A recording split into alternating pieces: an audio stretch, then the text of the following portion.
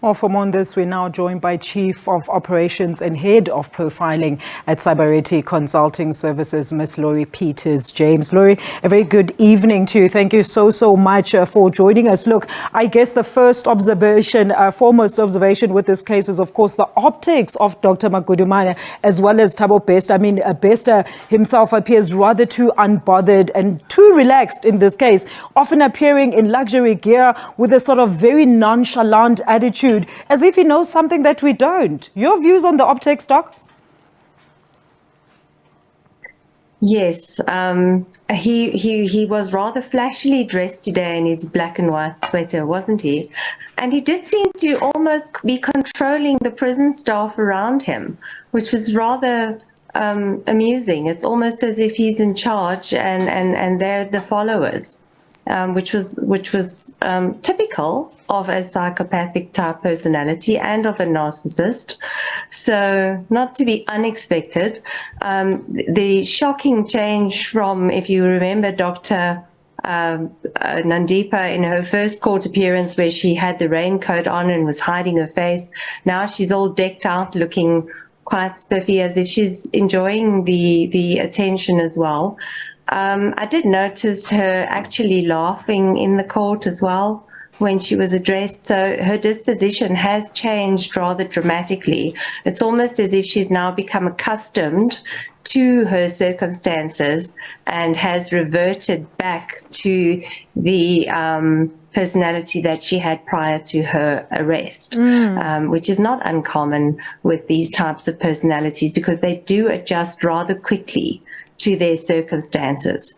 And we do see in the prisons with psychopathic personalities that they don't really care about the circumstances. They adjust to the circumstances, take control, and then run the show from wherever they are. Very interesting that you mentioned that, Laurie, because, I mean, I actually wanted to put it to you that, is this some sort of, on the part of Dr. Magudumane, is this some sort of rebranding type stance for her, where she's already concerned about her public image after the case? Yes, I think she's just reverting to the public image that she had prior to the case, because she was enjoying the TV appearances that she was doing and the same sort of styling, the same sort of makeup. So I think she's just reverting and she's becoming aware of the branding again. Whereas before, initially after the arrest, there was a bit of a shock factor involved. You know, she, unlike Bester, she had never been in the prison before. So the circumstances were shocking, and that caused the initial, perhaps shame at having her being broadcast on TV with that type of scenario. But now that she's adjusted to it and the shock has worn off, I think she's just reverting to her initial personality, because these personalities, they don't have any empathy. They don't actually have any guilt. So once they've adjusted to the circumstance, they revert quite quickly to the original behavior. Very interesting, Laurie. I mean, in terms of the merits of the case now, obviously another postponement. Many were hoping for what would be an open and shut case, especially with the evidence that has been presented so far. Especially in Thabo Bester's instance. I mean, he was imprisoned, he escaped and was reapprehended. Should he still even be given the attention that he's receiving, Laurie? Well, look, however, I mean, these are new charges, the escape charges and the defeating the ends of justice charges. So these are new charges. So they are going to have to go through a trial, but it's not really going to impact on Mr. Bester's life. He's going to spend the rest of his life in prison in all probability. This will just add time. So I think he's just reveling in the attention. I mean, he's getting his name out there. Look at the clothing that he's wearing. He's sort of just flashing it around. So this is his last sort of ditch at attention, and then he's going back to prison, a prison which he'll probably never be released from, in all probability. All right. So I don't think much has changed for him. Absolutely. Now, Laurie, should we gear up for another lengthy case that drags on while the investigators and those associated with the case either die or, of course, keep asking for time delaying requests until we somehow, as a public, completely lose sight and track of the case? I don't think so, because this is this case has been brought to court quite quickly. The state did indicate that they will only require for additional investigation until the 8th of August, when they hope to have finalized their investigation.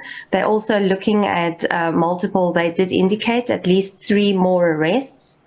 And that's to be expected, because I suspect, and this is my personal opinion, that there must have been more involvement from the G4S prison personnel that worked there. There must have been, because I have it on good authority that he probably had to walk past at least 20 people to get out of the prison. So I suspect the additional arrests may come from that side.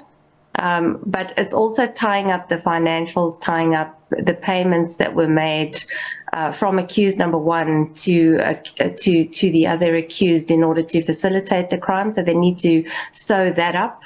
And I suspect after that, the charge sheets will be finalized and brought forward rather rapidly. And I would imagine that, given the urgency and the public interest in this case, that it will probably go to trial by the beginning, possibly middle of 2024. We hope so, certainly, Laurie. Now, interestingly enough, as you saw in my introductory package there, the attorney that was representing Mr. Thabo Bester is also, of course, ongoing his own allegations of impropriety and maladministration. So this could all obviously now lead to another delaying tactic, because for a new counsel to be briefed is also going to take up a lot of time. And we're always talking about this in South Africa, that justice delayed is indeed justice denied. Absolutely. It will take time for them to brief a new attorney and to bring him up to speed. But that could easily be done in the time that the state takes to finalize their case as well.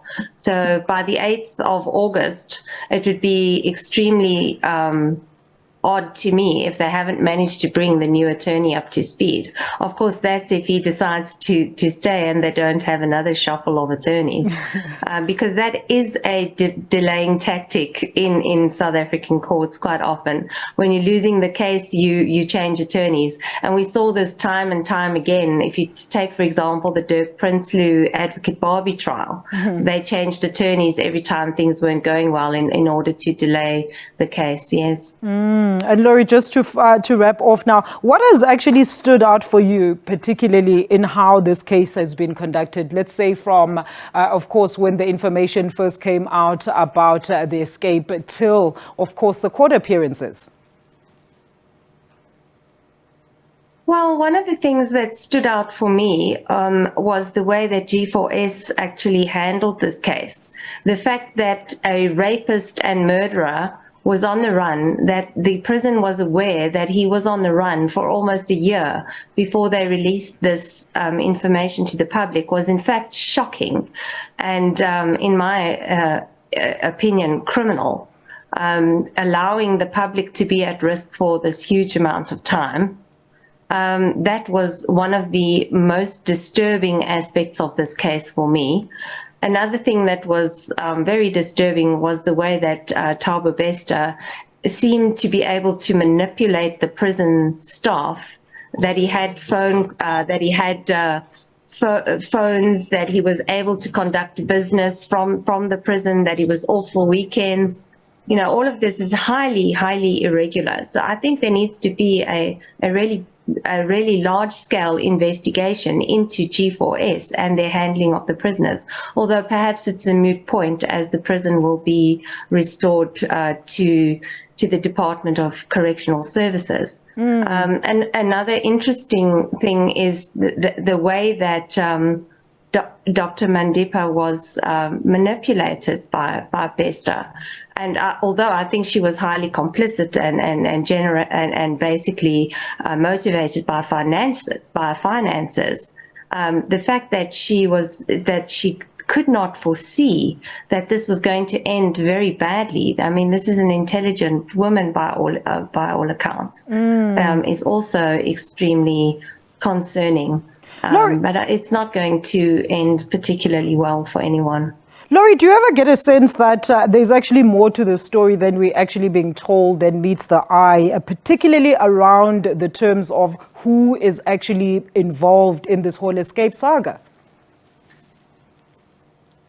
Yes, I do. I think it goes a lot deeper. I think where you have a huge amounts of finance involved, the story is usually a lot deeper than what we hear. But obviously, the state also needs to play their cards, hold their cards close to their chest, because it is sub judice at the moment. And I'm sure that once we see the finalized charge sheets, things will also become a lot clearer. And then, of course, given the role players and the power that these role players exude, we don't know what political pressure is at play at the moment and who's being protected.